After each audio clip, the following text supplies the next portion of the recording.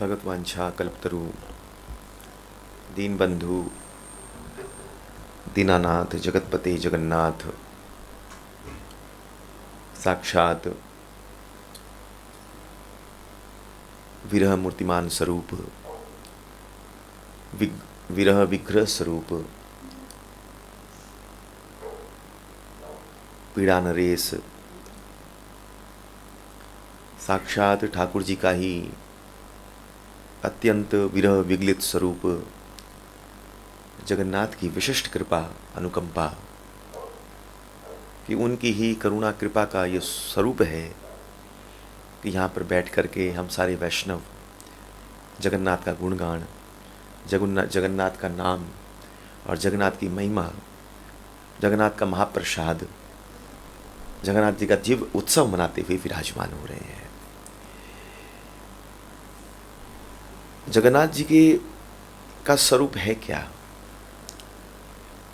ये ठाकुर जी का कृष्ण का अत्यंत विरहित स्वरूप है। आज ज़्यादा प्रवचन का समय नहीं है। मैंने उस दिन भी मैया को कहा था कि मैया ज़्यादा प्रवचन नहीं करूँगा, 10-15 मिनट ही, पर सार स्वरूप देने की कोशिश करूँगा। एक सार चीज़ क्या है? सूत्र स्वरूप में कई बार कथा को सूत्र को व्यास किया जाता है और कई बार व्यास को सूत्र कर दिया जाता है, समास करके दे दिया जाता है। जगन्नाथ का स्वरूप ठाकुर जी का विरह विगलित स्वरूप है। मेरी आवाज़ समझ में आ रही है ना? क्योंकि वरना ब्रजवासी साथ बैठे हैं। हाँ, बहुत कृपा है कि घर में कोई ब्रजवासी आ जाए। मैं तो प्रिया ने कृपा करके बुलाया तब वृंदावन पहुंचा। इनका तो जन्म वृंदावन का है, मथुरा का है। तो धन्य है कि ऐसे ब्रजवासी घर में आ जाएं तो धन्यता हो जाती है। तो बहुत बहुत आभार है ब्रजेश भैया कि आप इस तरह इतनी सानिध्यता, इतना स्नेह और इतना मान देते हैं और इतना इनका प्रेम है कि गुरु रूप में देखते हैं। मैं बोला कहाँ मैं कहाँ ये, पर फिर भी ये प्रेम है इनका कि इस रूप में दर्शन करते हैं। बहुत कृपा है एक ब्रजवासी की। जगन्नाथ जी का स्वरूप ही पीड़ा का स्वरूप है। जब ठाकुर जी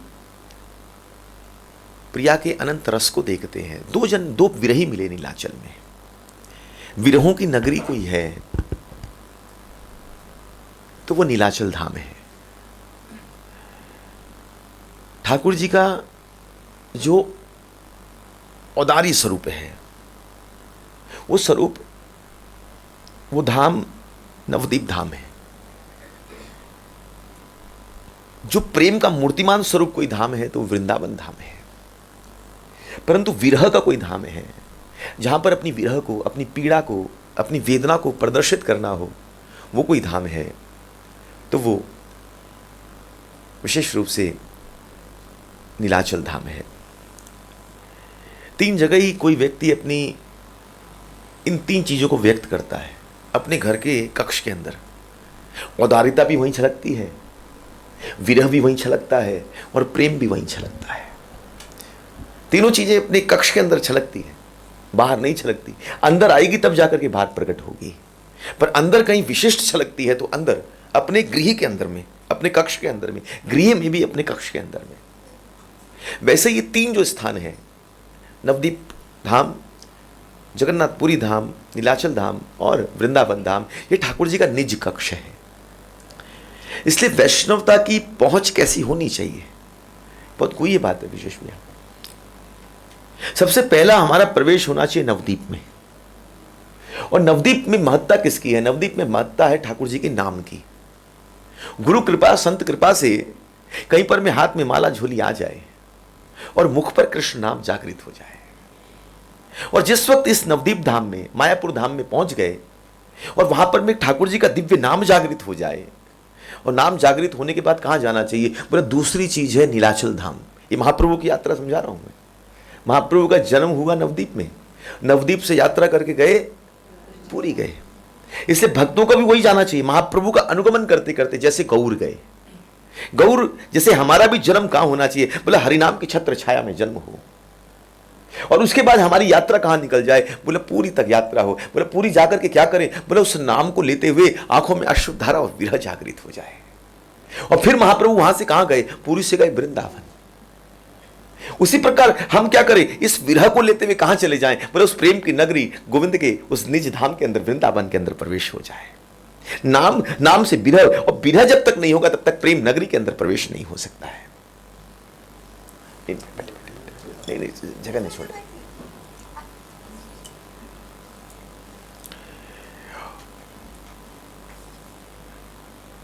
उस विरह नगरी में प्रवेश, उस प्रेम नगरी में प्रवेश नहीं हो सकता है।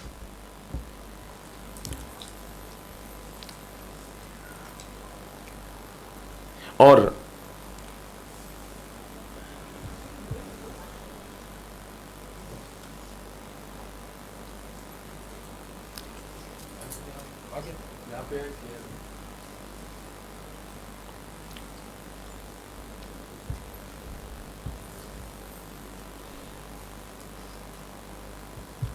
बैठे विराजे।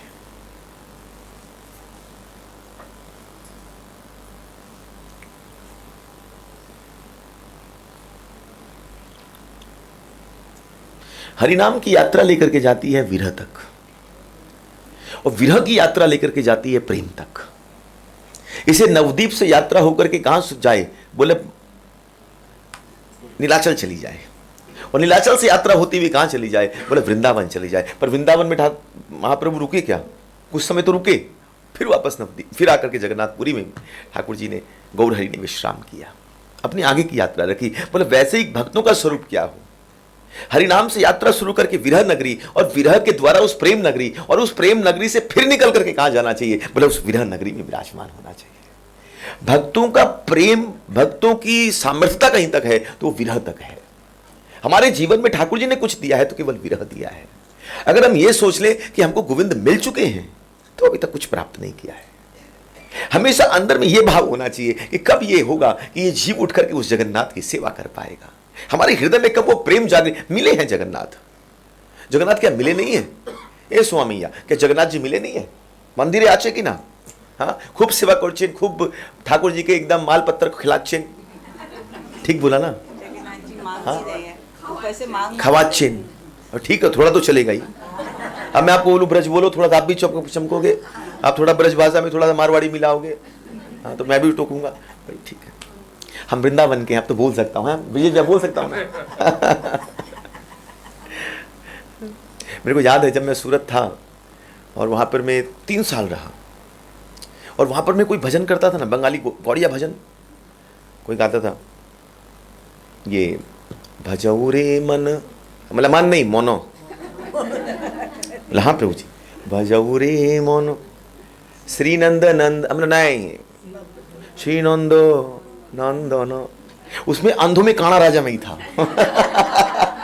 और किसी को कुछ बंगला समझ में नहीं आती तो मेरे पास आते थे, प्रभु थोड़ी बंगला समझाती। मैं बोला वाह क्या बात है, हाँ, थोड़ा सा अपने आप को वो फील करता था। पर यहां पर आ जाऊं तब वो काणापन दिख जाता है।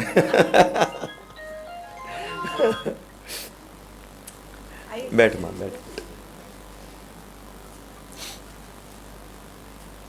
हमारा स्वरूप विरह का स्वरूप है। हमारा जीवन एक ही लक्ष्य में चलता है कि हे गोविंद तुम्हारा विरह प्राप्त होता रहे, विरह रहे हृदय में। मिल गया, अगर हम ये सोच लेंगे कि गोविंद मिले पड़े हैं, जगन्नाथ मिले हैं, ये मिले हुए दूर नहीं है, परंतु सबसे बड़ी बात क्या है, मिलने के बाद भी हमारे हृदय में उनके प्रति कितना विरह है, कितना उसके लिए और तड़पन है।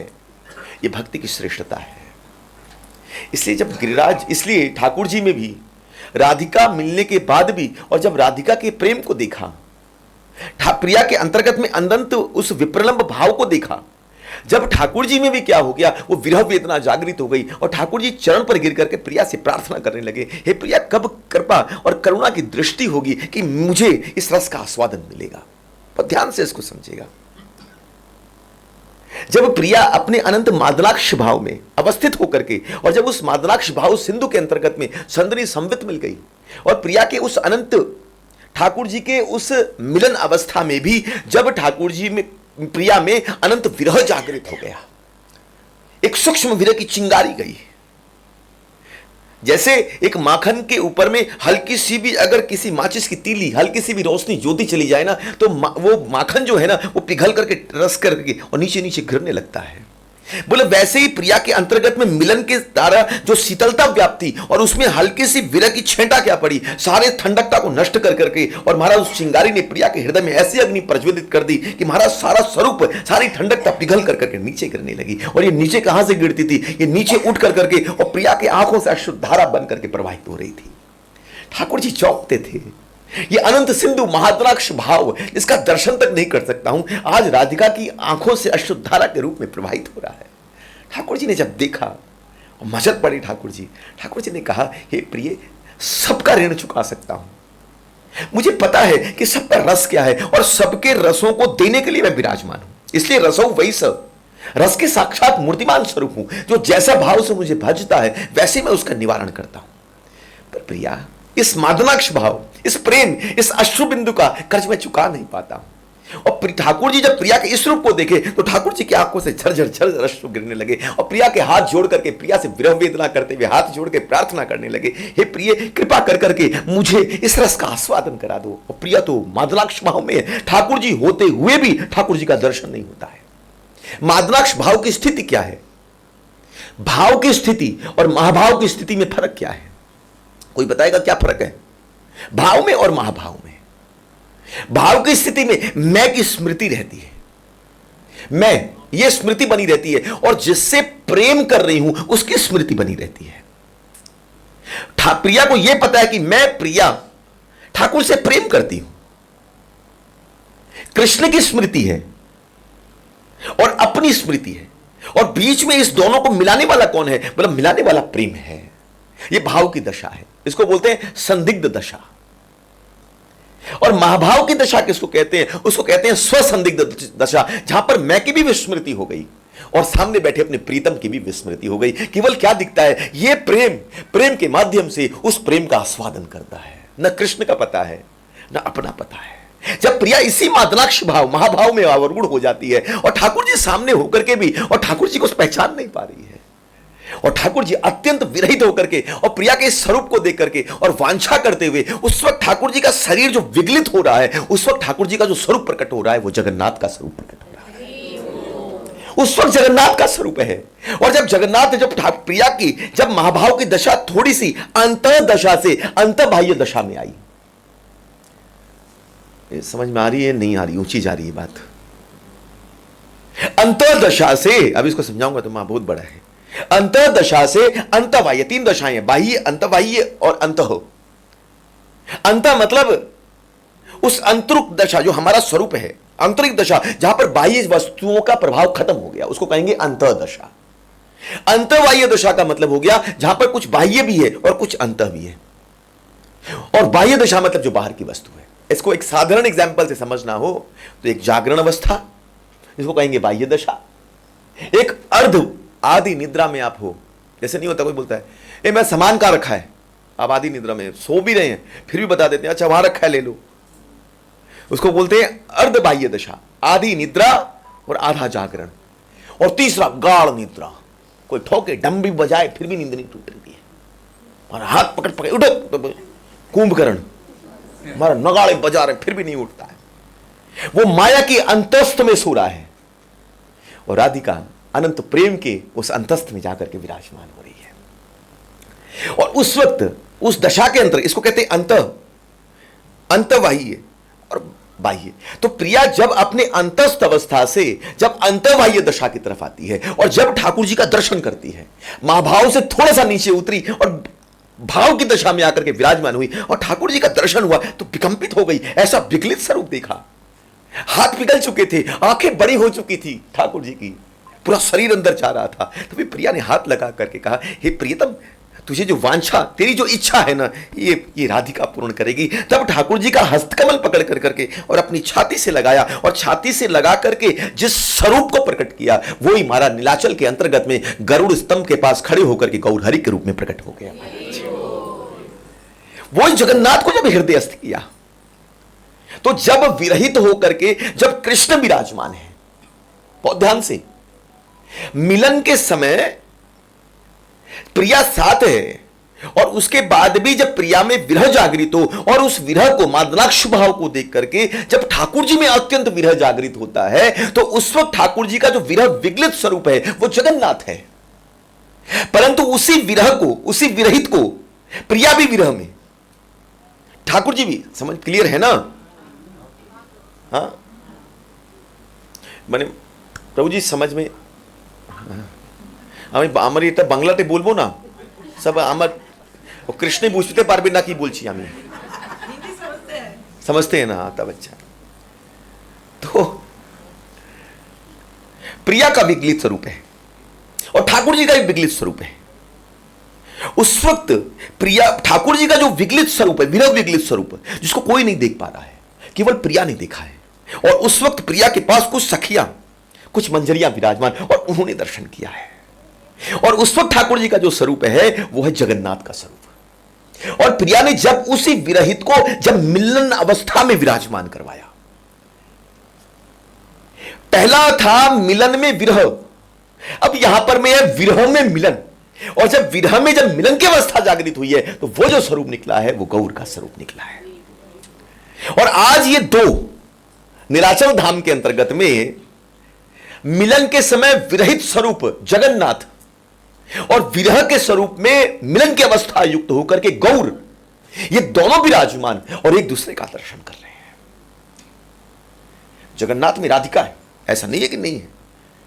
आत्मा तू राधिका तस्य, ठाकुर जी की आत्मा ही राधिका है, अलग कैसे हो सकती है? अलग तो हो ही नहीं सकती है। परंतु इतना गूढ़तम, इतने अंदर में विराजमान है। किस रूप में विराजमान है? किस रूप में विराजमान है? बोले राधिका उस वक्त जगन्नाथ के स्वभाव के रूप में विराजमान। पहला स्वभाव क्या है? जगन्नाथ का स्वभाव क्या है? औदार्यता, कृपा, करुणा, तभी तो निकल रहे हैं सड़क पर। यह करुणा कृपा का स्वभाव कहां से आया? बोले प्रिया का स्वभाव है। यह जगन्नाथ का स्वभाव नहीं है, यह कृष्ण का स्वभाव नहीं है, यह स्वभाव तो राधिका का है। राधिका के कारण ये औदार हुए। तो स्वभाव बैठा हुआ अंदर में, दूसरा स्मरण बैठा हुआ अंदर में, स्मरण राधिका का, स्वभाव राधिका का, और इधर गौर के पास भाव राधिका का। इसलिए एक दृष्टि से देखो तो कृष्ण कृष्ण का मिलन, और एक तरफ से देखो तो राधिका राधिका का मिलन। और एक तरफ से देखो कि यहां बैठा हुआ विरह रूपी कृष्ण उधर मिलन रूपी राधिका के संग दर्शन कर रहा है, और इधर बैठा हुआ मिलन रूपी कृष्ण और विरह रूपी महाराज राधिका। ये मतलब विरह और मिलन का दर्शन प्राप्त होता है। इसलिए विरह की कोई नगरी है, इन दोनों विरहियों को कोई संभाल करके रखा है, तो जगन्नाथपुरी धाम संभाल करके रखा है। ये अभी अपने आप आया। देखिए, मेरे को कोई प्लानिंग नहीं है, मैं कल ही बात बोल रहा था ब्रिजेश भैया, ये कोई अभी तक इसको सुना है आपने कभी मेरे मुंह से? अभी फ्रेश ताजा ताजा आया, फ्रेश रबड़ी बनी, और जगन्नाथ ने रबड़ी दी और आपके सामने मैंने प्रस्तुत कर दी। जगन्नाथ ने बोला ये मुझे दिया, मैंने आप लोगों को परोस दिया, अब इसको खाओ। अब इसको कैसे आस्वादन कौन करेगा ये उसके ऊपर में है। किसी की जिब्बा में मारा चोट लगी हो, कोई जल गई हो, तो रबड़ी का स्वाद कम मिलेगा। किसी को भूख ज्यादा लगी हो तो रबड़ी का स्वाद और तेज लगेगा।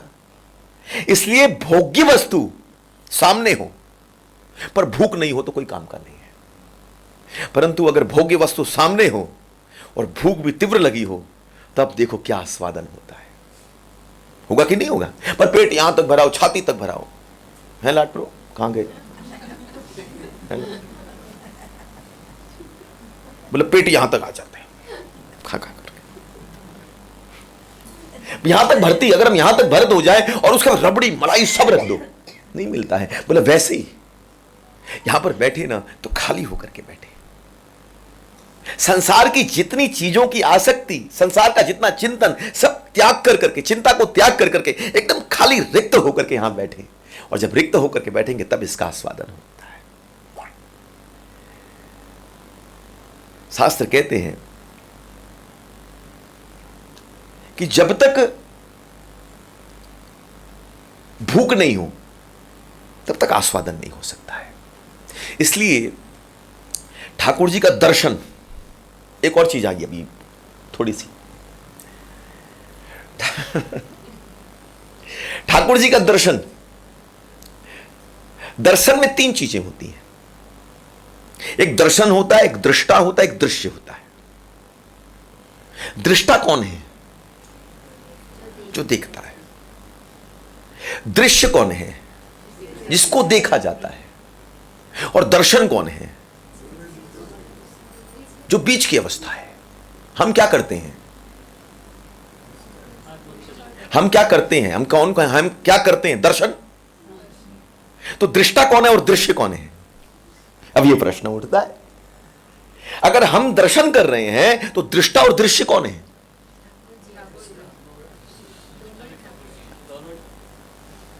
रस में 5 चीजें होती हैं।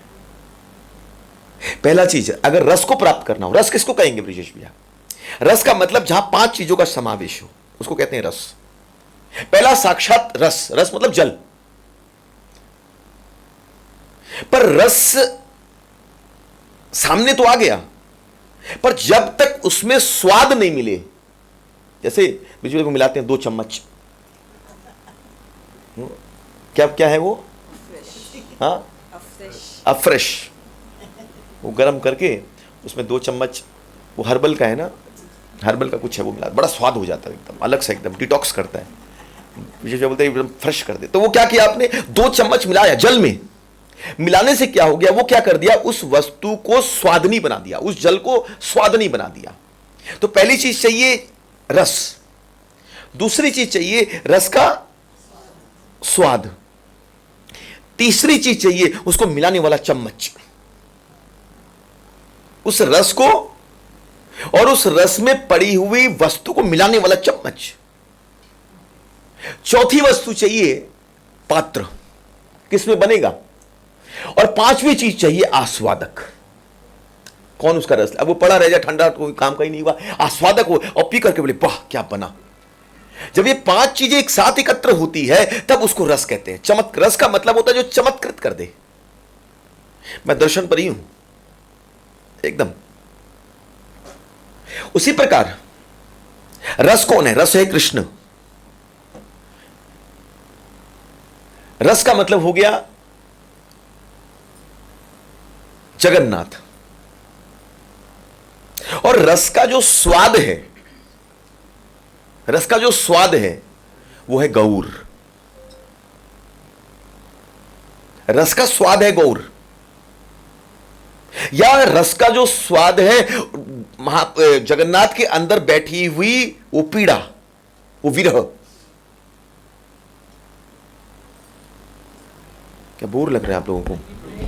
हाँ, ज्यादा नहीं, बस 5 मिनट में विश्राम देता हूं। तो रस, रस का स्वाद। तीसरी चीज क्या हुई? रस की वो चम्मच।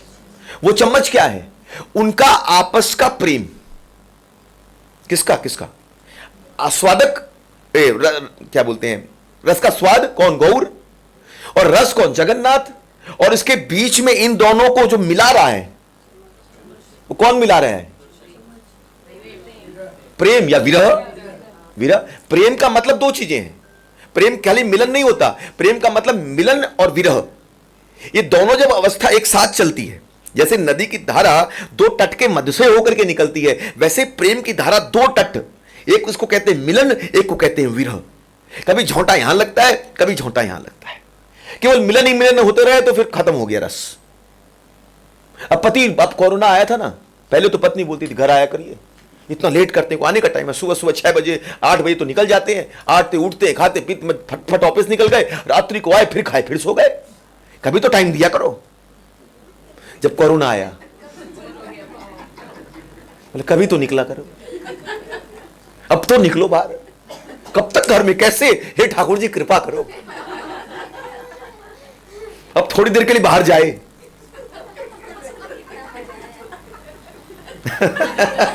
इसने आस्वादन किया पूरा इसने, क्योंकि बच्चे भी वहीं थे, वो देख रहे हैं। बेचारे पति और कुछ नहीं करते थे, फिर किचन में लगे, बोले कुछ तो करूं। तो बहुत ज्यादा मिलन भी खराब है, मतलब मिलन मतलब प्रेम को छीन करेगा, और बहुत ज्यादा विरह भी। क्या मैं आते ही नहीं है तो छोड़ो, नया पकड़ो। अब आएंगे नहीं तो क्या करूं मैं? दोनों अवस्था, इसलिए कभी मिलन हो और कभी विरह हो। भाई खट्टा खाते खाते, मीठा खाते खाते, अब मेरे को मीठा पसंद, रोज ही मीठा दे दो, तो क्या करेंगे भाई? छोड़ मीठा, कुछ नमकीन तो दे मुंह में। तो दोनों चीजों का स्वाद चाहिए। तो वैसे ही ठाकुर जी का जो रस है वो जगन्नाथ है, रस का जो स्वाद है वो कौन? गौर है। और इस रस और रस के स्वाद को मिलाने वाला कौन है? उनका प्रेम। प्रेम के अंदर मिलन और विरह दोनों विराजमान है। इस रस का पात्र कौन है? इस रस का पात्र है जगन्नाथपुरी धाम, जिसके अंदर ये रस का प्रभाव हो रहा है। और रस का आस्वादक कौन है? रस का आस्वादक ही रस का दर्शन है। इसी को आस्वादक को ही कहते हैं दर्शन। इसलिए हमारा काम क्या होना चाहिए? रस ये, दृष्टा ये, या ये, मतलब दृष्टा या तो गौर है या दृष्टा जगन्नाथ है। जब एक दृष्टा हो गया तो यह दृश्य हो गया, अगर यह दृष्टा हुआ तो यह दृश्य हुआ। हम क्या करें? इन दोनों दृष्टा दृष्टि के बीच में इन दोनों का दर्शन करते हुए, मतलब आस्वादन करते हुए अपने जीवन को परम गति तक हम लेकर के जाए। इसको कहते हैं आस्वादक। इसलिए भक्त का स्वरूप क्या है? आस्वादक। इसलिए हम क्या चीज का आस्वादन करते हैं? कृष्ण नाम का आस्वादन करते हैं, कृष्ण कथा का। भाई कथा लीला वो कर रहे हैं, अब लीला किसने करी? राधिका कृष्ण ने, गौर ने, जगन्नाथ ने, ये तो लीला उन्होंने करी है। पर आस्वादक कौन है? आस्वादन तो हम करते हैं बैठ कर करके, एक एक लीला को खोल खोल कर कर करके, और उसका आस्वादन करते हुए जीवन को आगे बढ़ाते हैं। ये स्वरूप है। इसे दर्शन जब करें तो दर्शन कैसा होना चाहिए? दर्शन होना चाहिए जहां पर दृष्टा और दृश्य के मध्य में होकर के। इसलिए मंदिर जाएं तो क्या करें? अब ये विश्वास, अब ये प्रश्न उठता है कि मंदिर जाएं तो हम क्या करें, दर्शन कैसे करें? नहीं, खोल के तो करेंगे, बंद करके कैसे करें? हाँ, मतलब दृष्टा और कोई ऐसा दृश्य, कोई ऐसा हो जाए जिसको जगन्नाथ दृश्य रूप में देख रहा हो। ध्यान से इसको समझे, एकदम परख है। या कोई ऐसा दृष्टा हो जो जगन्नाथ को दृश्य रूप में देख रहा हो। ये मिलन, हम कुछ नहीं करना है, उसके पास खड़े होते हुए विराजमान हो जाना है। कभी ऐसा हो जाए इस दृश्य का दर्शन करते करते इस दृष्टा की नजर हमारे ऊपर भी पड़ जाए। इसलिए महाप्रभु ने क्या किया? अपने आप को दृश्य रूप में रखा और आस्वादक रूप में रखा। और रस का आस्वादक किसको बनाया? रस बनाया जगन्नाथ को। और रस का स्वाद जो बनाया वो बनाया गरुड़ को। और इसीलिए गरुड़ स्तंभ के पास जाकर के खड़े हो गए कि ये दोनों का तो मिलन होगा, ये दोनों देखेंगे एक दूसरे को। पर क्या पता वहां पर कहीं पड़े हुए इस गौर पर भी दृष्टि पड़ जाए तो इस गौर का भी कल्याण हो जाए। यही दर्शन का स्वरूप है। अपने आप को कभी भी, इसलिए हम गलती क्या करते हैं? हम आगे भागते हैं, हम आगे से दर्शन करेंगे। हम जगन्नाथ के गर्भगृह तक घुस गए। घुस के क्या होगा? हम जगन्नाथ जी की बेदी पे चढ़ गए, हम जगन्नाथ जी से गले मिल लिए, तो कुछ नहीं होगा उससे। जगन्नाथ जी से गला, कृष्ण से गले तो चारों को मुष्टिक भी मिले थे। जो ठाकुर जी के संग मल्लयुद्ध कर रहे थे कंस के, वो भी ठाकुर जी से गले ही मिले थे। ऐसा थोड़ी है जब कुश्ती हो रही है तो बस ऐसे ही हो रही है, हाथ से हाथ मिल रहे हैं, कंधे से कंधे भिड़ रहे हैं, जंघाओं से जंघाएं भिड़ रही हैं, गाल से गाल, कपोल से कपोल मिल रहे हैं, और रगड़ते हुए महाराज एक दूसरे को ऊपर चढ़ते हुए रगड़ते हुए ये हो रहा है। परंतु रस नहीं है, रस नहीं है। इसलिए रस का स्वादन अगर दर्शन करना हो तो हमेशा ध्यान रखिए दृष्टा और दृश्य और महाराज दृश्य के मध्य में होकर करके और उसका दर्शन करते हुए विराजमान। हमारा दर्शन है ये और ये, इसके मध्य खड़े होकर के इन दोनों का दर्शन करते हुए आनंदित होना, इसको दर्शन कहते हैं। इसलिए कहां से कहूं, इसलिए मंदिर जाएं, जगन्नाथ के पास जाएं तो सबसे प्रथम प्रणाम किसको करना चाहिए? सबसे प्रथम प्रणाम करना चाहिए बलराम जी को। दूसरा प्रणाम करना चाहिए सुभद्रा महारानी को। ये गुरु तत्व, बलराम जी गुरु तत्व, सुभद्रा महारानी योग माया। और जब इन दोनों की कृपा हो जाएगी, स्वीकृति हो जाएगी, तब जाकर के जगन्नाथ का दर्शन हो सकता है, वरना नहीं हो सकता है। ये स्वरूप है दर्शन का। आस्वादक हम हैं, रस ये है, और रस में पड़ा हुआ जो स्वाद है वो गौर है। इसके मध्य का दर्शन होता है। यही स्वरूप जगन्नाथपुरी का है, यही स्वरूप वृंदावन धाम का है। आप किसी भी सूत्र में पकड़ लो, किसी भी सूत्र में पकड़ो, वृंदावन धाम इस 5 चीजों को एकत्र करता है। रस को कृष्ण है कि नहीं है, रस का स्वाद राधिका है कि नहीं है, रस का पात्र वृंदावन है कि नहीं है, रस का आस्वादक गोपियां है कि नहीं है, और क्या बचा? मिलाने वाला, उनके मध्य का प्रेम है कि नहीं है।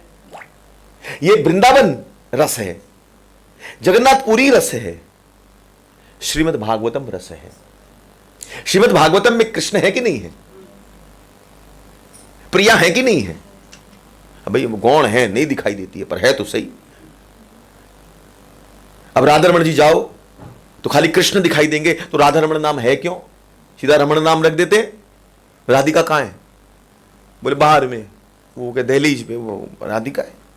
वो तो राधिका नाम सेवा है, राधिका नहीं। राधिका तो ठाकुर जी के अंतस्थ में अंदर विराजमान होकर के रखा। इतना गुणतम मिलन हुआ है प्रिया प्रीतम का, और इतना गुणतम हो गया कि 4 आंख से 2 आंख रह गई, 2 नासिका से 1 नासिका रह गई, 4 कर्ण से 2 कर्ण रह गए। और उस वक्त प्रिया तो अंदर रह गई और ठाकुर जी बाहर आ गए। उस वक्त जो स्वरूप प्रकट हुआ वो राधा रमण का प्रकट हुआ। और जब राधिका बाहर आ गई और ठाकुर जी अंतस्थ हो गए, तो वो जो स्वरूप हुआ वो गौर हरि का स्वरूप प्रकट हुआ। ये भेद। प्रिया बोली मैं अंदर बैठती हूं, ठाकुर जी तुम बाहर रहो। और जब ठाकुर जी बोले कि मैं अंदर जाता हूं और तुम बाहर रहे प्रिया, तब ये जो स्वरूप है ये गौर का और राधा रमण जी का स्वरूप है। तो ये दर्शन और इस प्रकार है। इसलिए वृंदावन धाम बोलो, जगन्नाथपुरी धाम बोलो, श्रीमद् भागवतम बोलो, और यही स्वरूप एक वैष्णव का भी होता है। वैष्णव के हृदय में राधिका है कि नहीं है? कृष्ण है कि नहीं है? वो प्रेम है कि नहीं है? नहीं है तो फिर सब खत्म है। प्रेम है कि नहीं है? और वो पात्र है कि नहीं है? इसलिए हृदय कहते हैं जो उस पात्र को धारण करता है, उस पात्रता। इसलिए बार बार कहते हैं उस अपने आप को वैसा पात्र बना लो जिसके अंदर इस रस को टिक सके। इसलिए वैष्णवता के लिए सबसे बड़ा पात्र क्या है?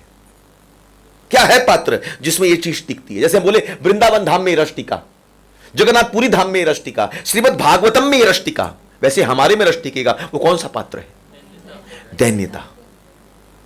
दैन्यता रूपी पात्र के अंदर ये रस टिकता है। इसलिए महाप्रभु बार बार बोलते हैं दैन्यता को धारण करो, झुकाव धारण करो, सहनशीलता धारण करो। जब ये पात्रता मिल जाती है तो इसमें रस भी है, रस का स्वाद भी है, राधिका भी है, कृष्ण भी है, उसको मिलाने वाला प्रेम भी है, पात्र भी है। और फिर महाराज अंदर में बैठा हुआ वो आत्मस्वरूप, उसका आस्वादक भी है। ये 5 चीजें हैं। इसलिए ये 5 जहां पर मिलते हैं ना, उसी को रस कहते हैं। हम बोलते हैं हमको रस नहीं मिलता है, तो देख लीजिए कहीं ना कहीं कोई पात्र में से कोई वस्तु इन 5 चीजों में से कोई छूट रही है, और छूट रही है इसलिए रस का प्रभाव नहीं होता है। और जिसके पास ये रस है वो ठाकुर जी का दिव्य दर्शन प्राप्त कर सकता है। अगर ये रस नहीं है तो सामने होकर के भी वो कालिया कालिया नहीं दिखता, अद्भुत स्वरूप हो जाता है। कल ही मैं बोल रहा था इनको जब वो भजन कर रहे थे, वो जो हाँ कालिया रे, एक पिक्चर भी आई थी कालिया, उसमें कालिया कालिया कालिया कालिया तो कालिया हमारे जगन्नाथ को पूरी में कालिया ही कहते हैं। जैसे वृंदावन में क्या बोलते हैं? कनुआ। बलराम जी को बलुआ। अच्छा यशोदा थोड़ी नहीं बोली ये कृष्ण, बोले ऐसे कोई गर्गाचार्य जी ने नाम ऐसा दिया है टेढ़ो बाको कृष्ण, बोलने में जीभ 4 बार ऊपर नीचे हुए, तो बोलते थे कनुआ। बोला हम तो कनुआ ही बोलेंगे, बलुआ, कनुआ और बलुआ। तो ये स्वरूप है जगन्नाथ का, बलराम का और सुभद्रा महारानी का। बस मैं बहुत समय हो गया, मैं बोला 15 मिनट बोलूँगा, आधे घंटे हो गए। तो किसी का कोई प्रश्न है, कोई जिज्ञासा है तो रखें, कुछ पूछना चाहते हो?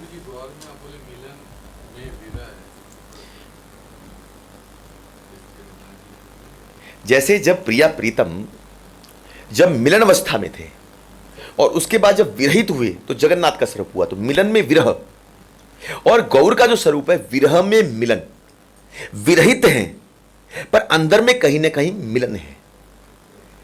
इसलिए गौर के स्वरूप को देखोगे तो बाहर तो विरह है, पर अंदर में कहीं ना कहीं जाकर के उस प्रिया के संग मिलन, प्रिया का ठाकुर जी के संग मिलन हो रहा है, पर प्रधानता उस विरह की है।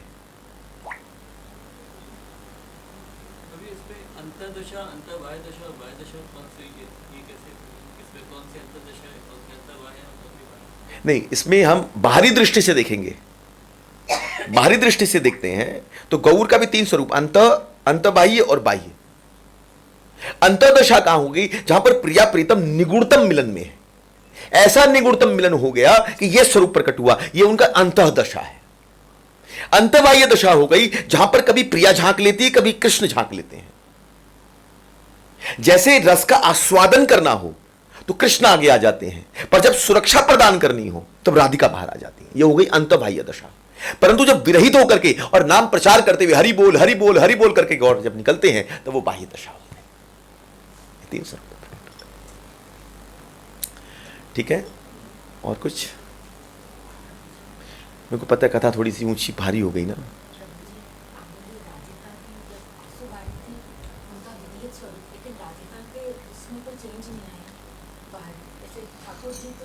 जब बोला जाता है इतना रुदन हुआ कि चित्र द्रवित हो गया, तो कहां पिघल करके निकला, जरा दिखाओ तो।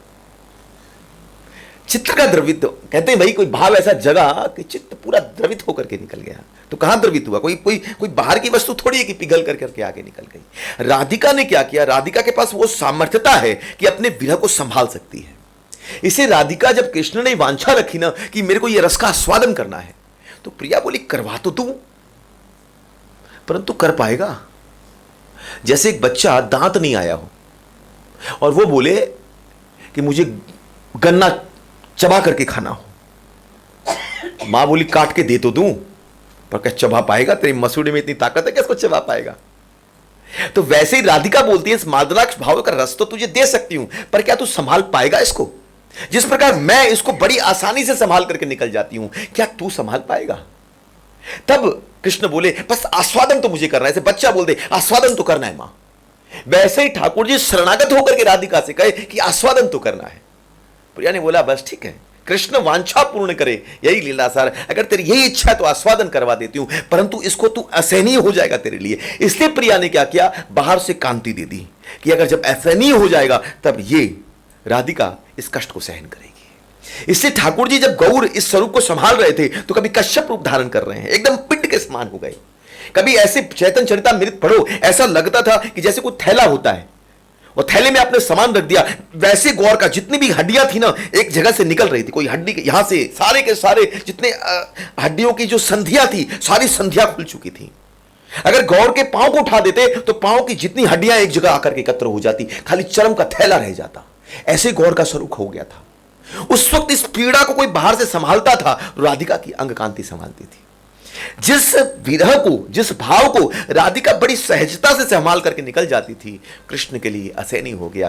राधिका ने कहा बहुत असहनीय हो जाएगा कृष्ण तू, हे ठाकुर बहुत तेरे लिए सहनशीलता नहीं हो पाएगी। ठाकुर जी बोलते हैं एक बार दे तो सही मुझको, मैं जगत को यह दिखा दूं कि राधिका का प्रेम कितना श्रेष्ठ है कि कृष्ण भी उसको संभाल नहीं पाते हैं। जगत ये भी देख ले कैसा प्रेम है। इसलिए राधिका उसको सहन कर पा रही है, परंतु कृष्ण उसको असहनीय हो जाता है।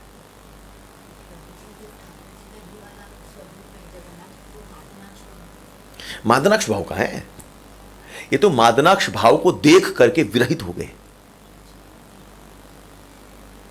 ऐसे समझो कि कृष्ण में जब तीन वांछा का उदय हुआ ना, कि राधिका का प्रेम कैसा, राधिका का प्रेम का सुख कैसा और अपनी माधुर्यता कैसी, तो उस जब ये तीन वांछा उदय हो रही थी उस वक्त ये स्वरूप जगन्नाथ का था। नहीं समझ में आई बात? हाँ, जब विरहित हुए ना, वांछा कब उदित हुई? कृष्ण में ये वांछा कब उदित हुई? मादनाक्ष भाव में बैठी। तो जब मादनाक्ष भाव में प्रिया बैठी है और प्रिया के इस रस को देखा तो ठाकुर जी में वांछा का उदय हो गया, विगलित हो गए ठाकुर जी। और उस वक्त ये वांछा का उदय हुआ कि कैसे ये, कैसा ये प्रेम है, कैसा इस प्रेम का रस है और कैसा इसका मेरी माधुर्यता है। जब ये तीन जगह दृष्टि गई उस वक्त ठाकुर जी का ये स्वरूप प्रकट हो रखा था, उस वक्त ये प्रकट था। और उस वक्त सखियों ने जब देखा था तब इस दो स्वरूप का दर्शन किया था, जगन्नाथ भी और मिलन के समय गौर भी। तब सारी सखियां बोली कि हमने किया है पर इसका वितरण जगत भी तो करे। तब प्रिया में एक वांछा का उदय हुआ कि ये जो रस निकुंज तक सीमित रह गया इसको बाहर वितरण करती हूं, बाहर वितरण कर देती। तब तीन वांछा में पहली वांछा प्रिया में यही जगी कि इसको, इस रस को मैं बाहर वितरण करूं। दूसरी वांछा प्रिया में जागृत हुई कि कृष्ण की सुरक्षा, ठाकुर जी की सुरक्षा प्रदान करूं। और तीसरी वांछा उदित हुई कि मैं विरह होकर के ना, जो मेरे अंदर विरह है ये केवल कुंज तक, निकुंज तक रह जाता है। बाहर जैसे ही महाराज जटिला कुटिला आ जाए वहां पर मैं कहां ऐसा भाव दिखा सकती हूं। गुरुजन आ जाए कहां दिखा दूंगी, यशोदा मैया आ जाए थोड़ी ना मैं दिखाऊंगी ऐसा विरह कृष्ण के प्रति, नहीं दबाना पड़ता है। पर कब ऐसा होगा कि निसंकोच होकर के मैं विरह होकर करके विचरण करूं, उर्दबाहु करके कह दूं कि मैं अपने प्रीतम की हूं, कह नहीं पाती हूं। जब ये 3 वांछा प्रिय में उदय हुई ना, तो ये 6 वांछा जब मिली तब गौर का स्वरूप हुआ। इसलिए ठाकुर जी की अंग कांति मिली सुरक्षा के लिए, जगत में इसका वितरण हुआ किसके रूप में, गौर के रूप में, और जगन्नाथ दर्शन भी करवाया और इस रस का प्रभाव भी किया। इसलिए लिखते चैतन्य चरितामृत लिखती है, अनर्पितम चिरम चिरात करना अवतार कलु समर्पयंती उन्नत उज्ज्वल रसम स्वभक्ति श्रियम, अपनी स्वभक्ति श्रियम, श्रियम का मतलब होता है रहस्य, उस रहस्य को, उस गुणतम भाव को जगत के सामने प्रदान कर दिया। और तीसरा, ऊर्ध्वबाहु करते हुए जगत में विचरण करते करते हरि बोल कृष्ण कृष्ण, कोई संकोच नहीं है गौर को। और महाराज कहां कहां तक सोच करके देखो, वो राधिका जिनके चरण के दर्शन ब्रजेश भैया कितनी बार होते हैं वृंदावन में, एक दिन में, साल में एक दिन होते हैं, पर गौर के रूप में देखो तो चरण के नहीं महाराज, एड़ी के दर्शन, उनके पिंड के दर्शन, उनके घुटन के दर्शन, उनकी जंघाओं तक के दर्शन होते हैं। महाराज कहां तक राधिका ने अपने खींच करके और जगत के कल्याण के लिए राधिका किस प्रकार के स्वरूप का दर्शन प्रदान करती है। इसलिए गौर का स्वरूप अद्भुत स्वरूप है, गौर जैसा स्वरूप कोई हो नहीं सकता है। इसलिए इसने गौर को ले लिया ना, उसने सब कुछ प्राप्त कर लिया, इस स्वरूप है गौर का। इसलिए ठीक है, क्या पूछा था किसने, हाँ क्लियर हो गया, हाँ। पता नहीं मैं कहां से कहां गया, पर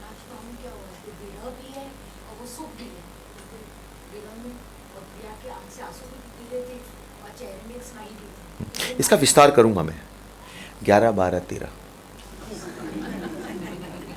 मैं 3 ही श्लोकों, इस 3 कोशिश करूंगा कोई 3 चीज समझाऊं खाली बस में, कि प्रिया का प्रेम कैसा, प्रिया का सुख कैसा, और कृष्ण की माधुर्यता कैसी। ये 3 प्रयास रहेगा। पर नवदीप मायापुर इस्कॉन का मंदिर है, अब कितना तक व्याख्या कर पाऊंगा वहां पर मैं, कोई प्रश्न क्वेश्चन मार्क ना उठा दे तब मुश्किल हो जाएगी, वरना कोशिश तो वही रहेगी कि इस रस का आस्वादन किया जा सके, घोंट करके दे दो जहाँ पर दिया जा सकता है। मैं कल ही कह रहा था, कल बैठे थे, मैंने कहा अभी भुवनेश्वर में कथा थी, और भुवनेश्वर में मैंने एक भाव रख दिया था, ठाकुर की पौगंड अवस्था, ठाकुर जी की कैशोर अवस्था और ठाकुर जी की कुमार अवस्था, इसका थोड़ा सा विस्तार किया था मैंने वहाँ पर में, और ये मैंने उसी समय निकला था भाव, और मैंने कह दिया। कहने के बाद जब मैं वापस कथा विश्राम ली, मैं जब अपने कक्ष में गया, मुझे बड़ा लगा कि मैंने कह दिया, कहीं शास्त्र वर्णित नहीं है, उचित किया नहीं उचित किया मुझे नहीं पता, मुझे थोड़ा सा अटपटा लगा कि इसका मैंने विस्तार कर दिया, और जगन्नाथ के स्वरूप से इसको और पुरुषोत्तम स्वरूप से इसको खोला था मैंने। ठाकुर जी की कुमार अवस्था, ठाकुर जी की पौगंड अवस्था, ठाकुर जी की कैशोर अवस्था, अब कह दिया, वापस वो रिटर्न ले नहीं सकता हूँ, बात तो हो गई।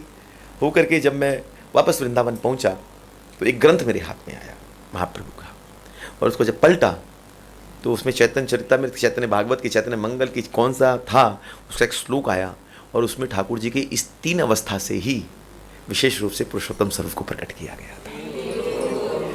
अब बोलोगे तो मैं पढ़ा भी दूंगा एकदम, मेरे पास मैं ले करके घूमता, अब तो मेरे एकदम छापी लग गई एकदम कि भाई एकदम प्रमाणित कर दिया जगन्नाथ ने।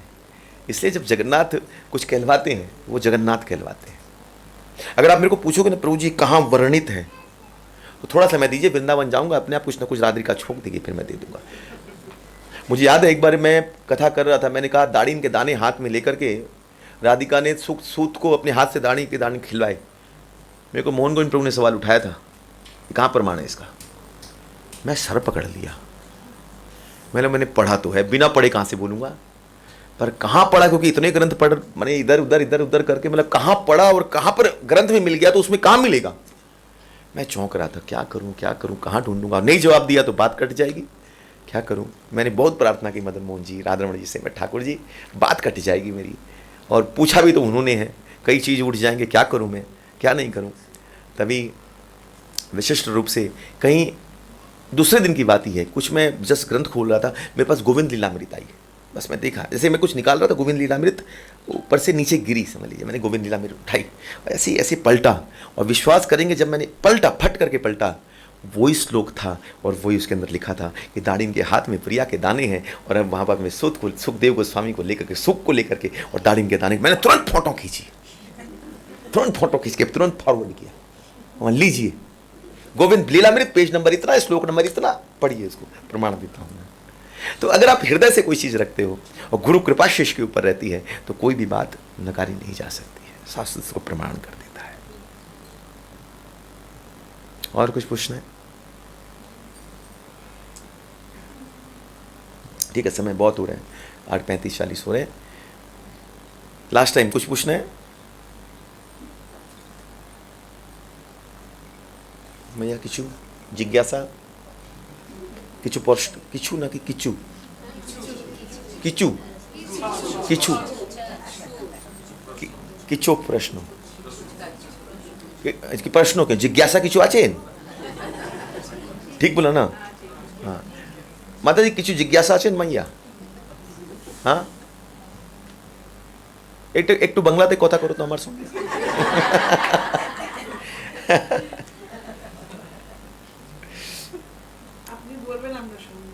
আমি তো বলে যাচ্ছি।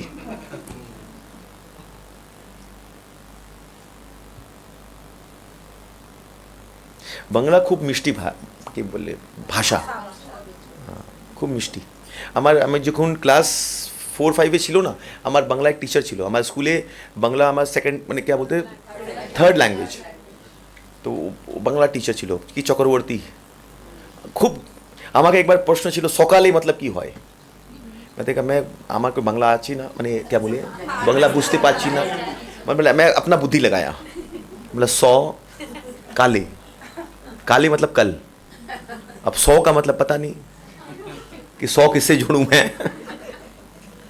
अब मैंने क्या लिखा, उसने पूरे क्लास में से दिखाया, मतलब आओ इधर, मैंने एक एक ऐसे वो दिया था, एक एक शब्द मेरा एक भी करेक्ट नहीं हुआ, वो ऐसे लेकर के खड़ी हुई, बोले एक नहीं आशो तुम्ही।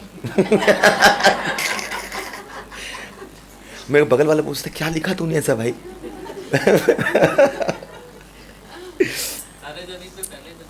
हाँ हाँ वो हमको हमेशा बोलता था, और तुम्हारा कोई भाषा है? हम लोग का सब गोल गोल भाषा है, ऐसे लगे जो रसगुल्ला मुंह में धोरे हमारा बोलची। बोला हाँ भाई ठीक है। और महाप्रभु ने दो ही भाषा को विशेष रूप से ठाकुर जी ने प्रमाणित किया, एक भाषा ब्रज की भाषा और दूसरी भाषा जो हुई वो बंगाला भाषा। जैसे महाप्रभु ने आकर के बंगाली को प्रमाणित किया कि ये भाषा अति मधुर मधुर मिष्टी मिष्टी होकर के विराजमान है। तो वही स्वरूप जगन्नाथ का है, वही स्वरूप गौर का है। जगन्नाथ अचल है, जो चलायमान नहीं है, इसे नीलाचल धाम, नील पर्वत है और वो अचल है, पर्वत के समान है, इसे नीलाचल कहते हैं। और वहाँ पर में अचल स्वरूपी जगन्नाथ विराजमान है और उधर गौर स्वरूपी सचल जगन्नाथ होकर के विराजमान है। जहाँ अचल और सचल का मिलन हो जाए वही दिव्य रूप से विराजमान होता है। जय जय श्री राधा रमण लाल की जय, जय जय जगन्नाथ बलदेव सुभद्रा महारानी की जय, जगन्नाथपुरी धाम की जय।